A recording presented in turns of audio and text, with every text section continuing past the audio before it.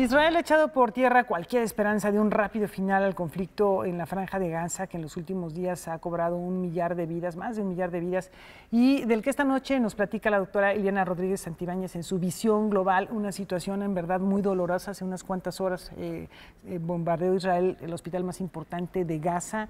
La destrucción, la devastación es inconcebible. Cientos de niños, más de 200 niños han perecido. Se acaba de informar de la muerte de otros 8 niños, bueno, niños adultos, en fin. Es realmente una situación terrible. Ha pedido la ONU que haya, Liliana, un cese al fuego incondicional. Y Israel dice, bueno, yo no he sido. Ambas partes dicen que quien ha violado estos ceses al fuego han sido su contraparte. Es correcto. La prensa occidental ha hecho o ha dicho incluso que el rompimiento al cese al fuego que había de manera unilateral propuesto Israel por 24 horas el fin de semana, había durado 12 horas a consecuencia precisamente de que Hamas, esta organización que para algunos es terrorista, mientras que para otros es el partido oficial de la Autoridad Nacional Palestina, precisamente irrumpieran en este cese al fuego y volvieran las agresiones de uno y otro país. Pero dos antecedentes básicos para abordar el conflicto. Primero, señalemos que tras la fragmentación del Imperio Otomano hubo una diáspora árabe muy importante, pero particularmente de carácter judío. Esta diáspora posteriormente requirió de un lugar donde asentarse y en 1917, bajo un mandato que le extendió la Sociedad de Naciones, el antecedente de la Organización de Naciones Unidas, a Gran Bretaña, en 1922 este mandato lo ejercita el Reino Unido hasta 1948, cuando el Estado de Israel se independiza y se dice a sí mismo como un Estado independiente. Pero ¿qué pasa en tanto con la parte árabe palestina que estaba asentada en el territorio? Esta se quedó ceñida a dos territorios en particular, la Franja de Gaza y Cisjordania.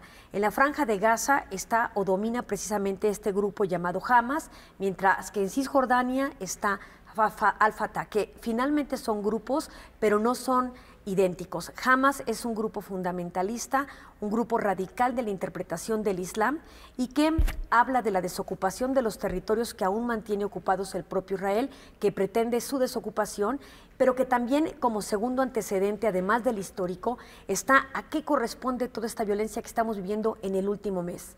Precisamente al asesinato de 3 jóvenes de origen israelí, que sucede en la Franja de Gaza a manos de Palestina. Y luego la respuesta de un joven asesinado palestino a manos de grupos israelíes. Esto ha llevado a una violencia que no ha cejado, que hemos observado que es cíclica. Recordemos una primera intifada en la década de los 80s y luego en la década de los 90s, pero también recordemos el estatus tan específico que hoy tiene precisamente la Autoridad Nacional Palestina, vista por algunos como Estado, pero no reconocido de pleno derecho por la Organización de las Naciones Unidas, que ve a Palestina como un Estado observador.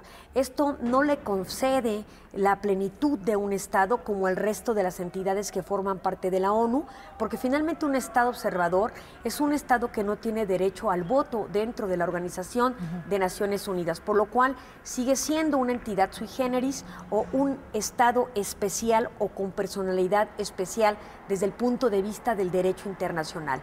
Ahora, aquí lo interesante es ver cómo participa la comunidad internacional para tratar de acotar la violencia, y es muy complicado. Por ejemplo, Netanyahu ha dicho, y ahora lo vemos en cámaras, que es el primer ministro precisamente de Israel, que no cejará en esta violencia en tanto no se eliminen todos los túneles que han permitido el infiltramiento de grupos radicales de Hamas hacia el territorio israelí.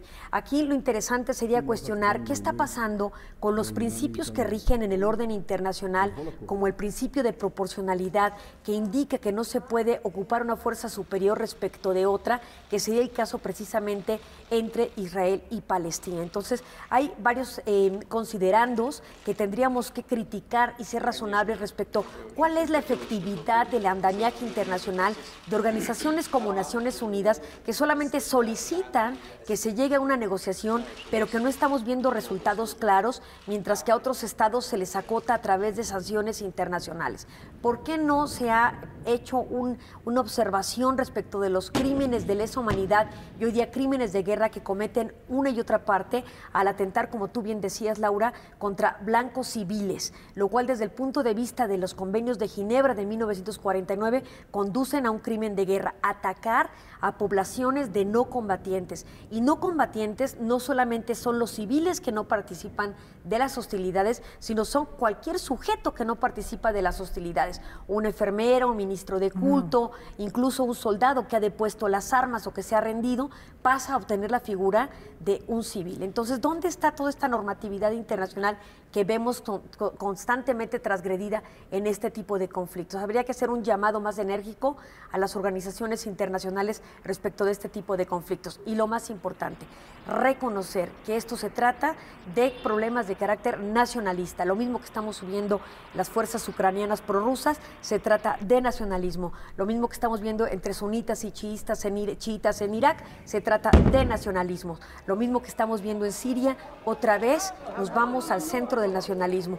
Y precisamente en un día como hoy, que se conmemora la existencia de la Primera Guerra Mundial, habría que ser reflexivos respecto a los conflictos que están haciendo y la forma que están tomando cada vez más violenta.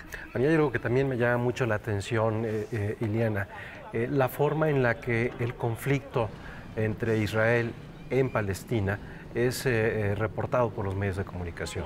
Si nos vamos a los medios de comunicación estadounidenses, son muy pocos los que son críticos hacia las acciones del Estado de Israel. Si nos vamos a Europa, vamos a encontrar una diversidad.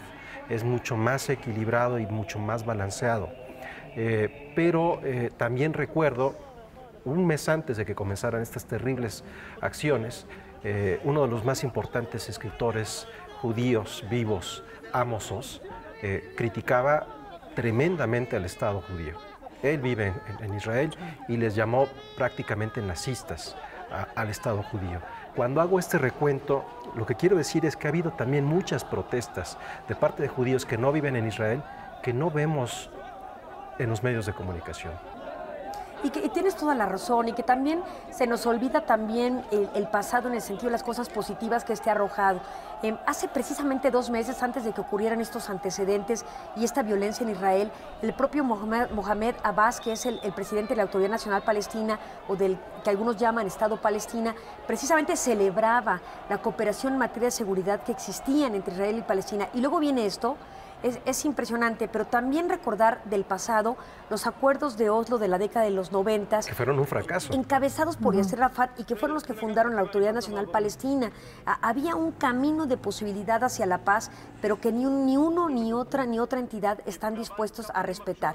Entonces me parece que aquí la comunidad internacional tendría que ser más lógica para permitir primero quizá el nacimiento del Estado palestino como tal, aunque mientras mantenga este orden de violencia no lo puede ser, porque uno de los requisitos para ser considerado como un Estado e incluso el reconocimiento de parte de Naciones Unidas y sus miembros a un nuevo Estado es ser amante de la paz. Es uno de los principios de las Naciones Unidas. En tanto haya guerra no se puede ser amante de la paz, ergo no se puede ser sujeto del derecho internacional en la posición de Naciones Unidas. Entonces sí son varias cosas que habría que recapitular y reflexionar si es justo o injusto lo que está aconteciendo con estos ataques y finalmente si efectivamente el Estado judío está asumiendo una posición de exterminio como alguna vez ellos padecieron. Eso es algo que tendríamos que documentar antes de señalar, porque finalmente no es proporcional. 80 muertos desde el punto de vista de las fuerzas israelíes, con algunos civiles, y más de 1.040 personas entre civiles y combatientes del lado palestino y 118.000 refugiados. Me parece que las cifras nos dicen mucho y habría que ser muy analíticos en las posturas que tomemos de uno y de otro lado. Bueno, nos quedan pendientes otros temas, como por ejemplo la Organización Mundial de la Salud, la OMS, también ha denunciado que hay una tendencia continua de ataques desde Israel hacia todo lo que tenga que ver con hospitales y centros de salud, ¿no? Que tiene que ver otra vez con la normatividad de los convenios de Ginebra. Tú puedes justificar el ataque a un objetivo militar siempre y cuando sea esencial inicial para obtener una ventaja, pero en tanto haya civiles tendrás que demostrar cómo se adquirió esa ventaja. Y me parece que aquí no se observa ni el principio de proporcionalidad, ni siquiera el principio de distinción, que es atacar a los objetivos militares distinguiéndolos precisamente de los no combatientes o los civiles y sus bienes. Es muy triste lo que está ocurriendo. Nos dará para más reflexiones. Sí, seguramente. La intervención de los Estados Unidos, que bueno, ya la podemos comentar en esta ocasión, pero tendremos otras oportunidades de comentarlo. Gracias. Con todo gusto. Vamos a una pausa, volvemos de inmediato.